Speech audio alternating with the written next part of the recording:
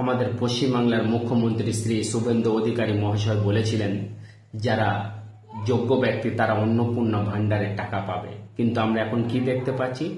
পঞ্চায়েতে ঘেরোয়া করছে, BDO office ঘেরোয়া করছে, পৌর অফিস ঘেরোয়া করছে এবং পঞ্চায়েতে তালা মারছে, বিডিও অফিসে তালা মারছে। তাহলে কারা? এরা কি যোগ্য নয়?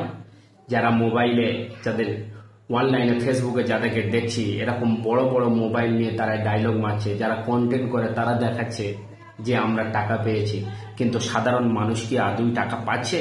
সাধারণ মানুষের পুরো গ্রামকে গ্রাম এবং পাড়াকে পাড়া এরকম অনেকেই টাকা পায় না, তারা পঞ্চায়েত এবং বিডিও অফিসকে ঘেরাও করছে। তাই আমি শ্রী শুভেন্দু অধিকারী মহাশয়ের কাছে আবেদন এবং নিবেদন করব, যাতে সাধারণ মানুষ, গরিব মানুষ পায় সেই বিষয়ে আপনাকে হস্তক্ষেপ করবে এবং যারা যোগ্য ব্যক্তি তারা অবশ্যই পাক।